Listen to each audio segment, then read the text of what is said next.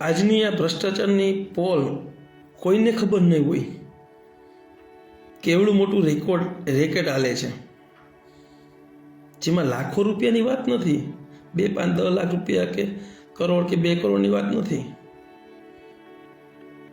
18 કરોડ ઉપરના ભ્રષ્ટાચારની આજે વાત કરવા જઈ રહ્યો છું. તમામ લોકો ફટાફટ વિડીયો શેર કરી દે જેથી કરીને આપણી વાત આપણે ઝડપથી બધા સુધી રજૂ કરી શકીએ અને પ્રૂફ સાથે. ખબર ના પડવા દીધી, જગ્યા ઉપર સ્થળ તપાસ કરી, નિરીક્ષણ કર્યું, ત્યારે ખબર પડી કે આમાં તો બહુ મોટે પાયે ભ્રષ્ટાચાર થયો છે. હવે પુલ ક્યાં બનાવવામાં આવ્યા છે? માની લો 30 લાખના પુલ જે ગાઈડલાઈન છે એ મુજબ એક ગામથી બીજા ગામના જોડતો હોવો જોઈએ, લોકોના હિત માટે એ પુલ હોવો જોઈએ, પરંતુ એક વ્યક્તિના લાભ માટે પર્સનલ એવી જગ્યાએ જ્યાં નદીઓ નથી પણ એવું લખવામાં બતાવ્યું છે કે આ નદી છે, ત્યાં ખરેખર નાનો એવો હોકળો જાય છે, જે હું હમણાં તમને વિડીયો બતાવીશ એ તમે પણ સમજી શકશો. ત્યાં એ મંજૂર કરી દેવામાં આવ્યા છે અને કામ એક વ્યક્તિને ફાયદા હાટું થઈને 35 લાખ રૂપિયા, એક વ્યક્તિનો કાંઈ ફાયદો હાટું થઈને 32 લાખ રૂપિયા. અરે એક તો તરસિંગડાની પરિસ્થિતિ એવી જ હોય કે જ્યાં 2 પુલ એક જ ભાઈ હાટું થઈને 2 પુલ બનાવી દેવામાં, એક 26 લાખનું એસ્ટિમેટ ને એક 32 લાખનું એસ્ટિમેટ, બેયનું અંતર કેટલું? ખાલી 30 મીટર. દવભાઈની વાડી પાસે 35 લાખ ઉપરનો ખર્ચા પુલ બનાવવામાં આવ્યો છે. ના ભાઈ નીચે લઈ લો, નીચે કામ કરી લો.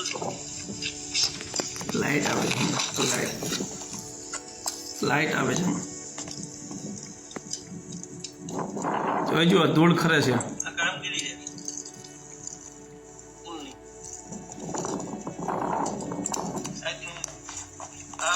સિમેન્ટ વાપરી છે, ધૂળ જ છે. આ બતાવો ભાઈ.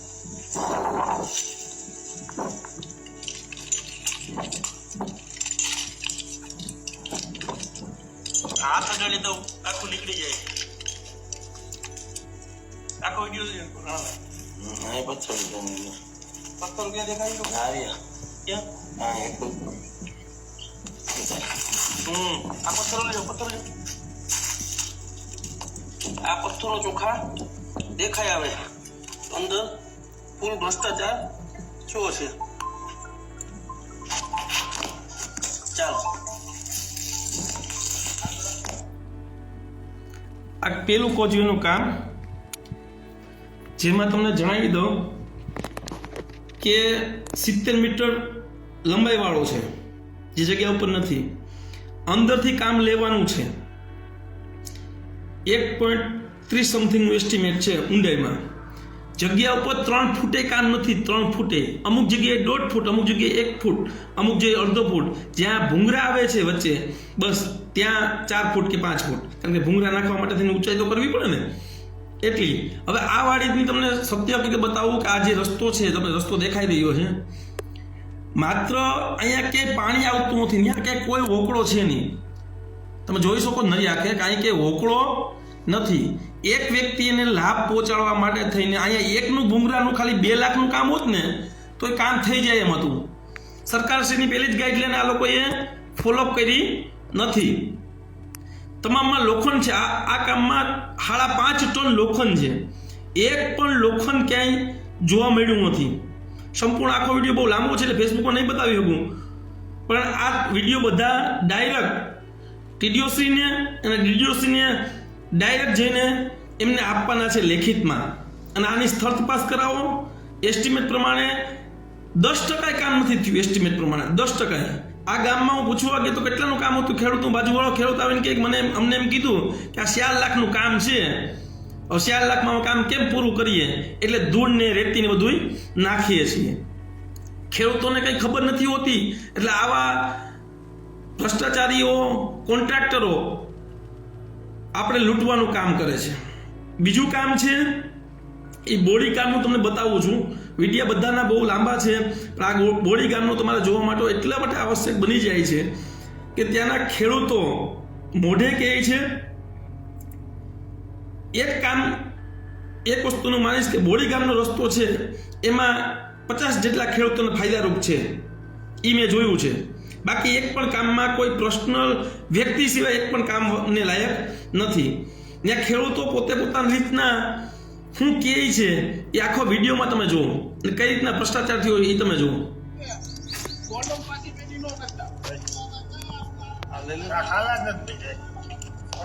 આજ રોજ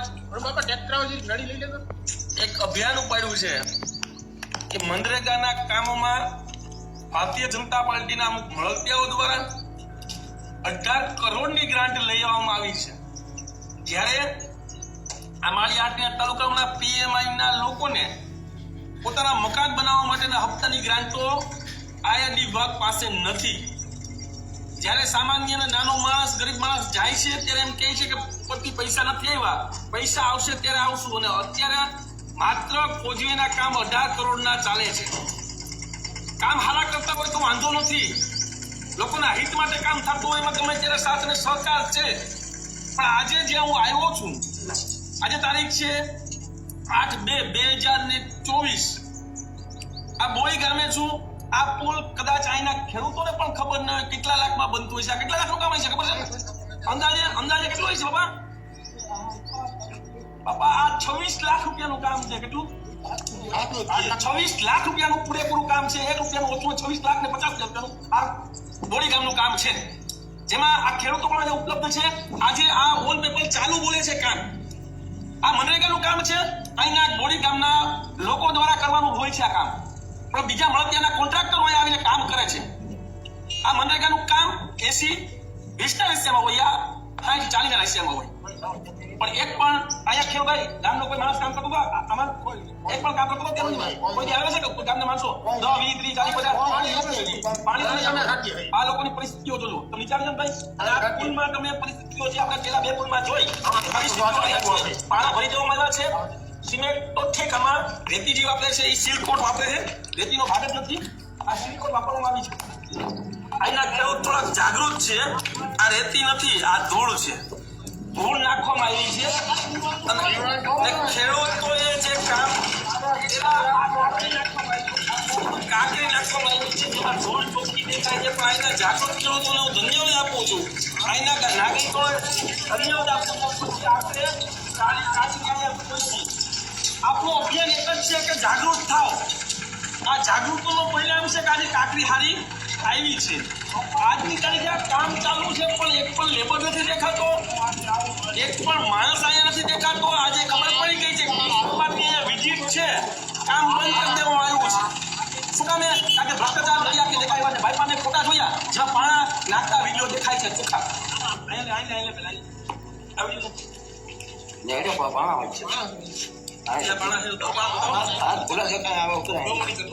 પાણા દેખાતા હશે તમને નીચે?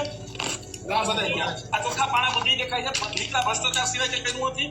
અને મેન આ ભાઈની વાત સાંભળીએ, આ સાઈડની દિવાલ છે, આ દિવાલ ઊંચી કરવાની આવે એટલે કેટલી ફૂટ કરી? આ અડધો ફૂટ છે. ઈ બંદૂક છે, કાપનું છે, એની માટે અડધો ફૂટ કર્યું.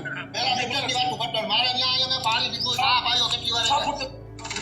આ પાણી પણ આ ખેડૂતો સાથે પાણીમાં અમે બાકી નથી કોઈ પાણી તો સાચું જ નથી. પાણી પણ ખેડૂતો સાથે છે. પાણી તો સાહેબ કાપતો જ ના હોય. ટીડીઓશ્રી અને માન્ય ટીડીઓશ્રી મારી નમ્ર વિનંતી છે, આ સાહેબ શ્રી કે આપના કોઈ અધિકારીઓ અહીંયા આવતા ન હોય.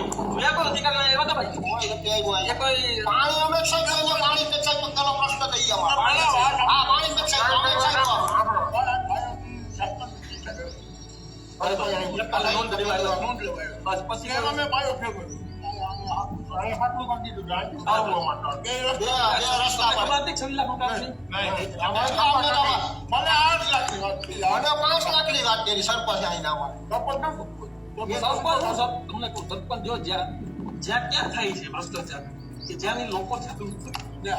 સરપંચ એનો જાગૃત નથી, સરપંચ ક્યાંક દબાય છે. કામ મારા વિસ્તારમાં નથી કરતા. અત્યારે જે કામ આવે છે બધા બહારના વિસ્તારોમાં જ્યાં લોકોને બધે આ કેમ છે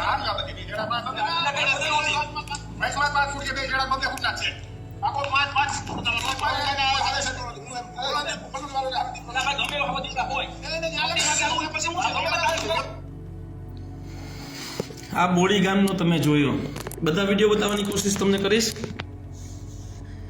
આમાં હું ગયો એટલે મને એક થોડુંક આશ્ચર્ય થયું, વિડીયોમાં જરાક દેખાય તો બતાવવાની ટ્રાય કરું કે લોખંડ 6.5 ટન છે આમાં. આ ખિલાડી દેખાય તમને? ખિલાડીઓ એક ખિલાડી દેખાય એમ નથી, ઓલા 6 mm ની ખિલાડીઓ એ ચોખ્ખી દેખાય છે, એક ખિલાડી નહીં.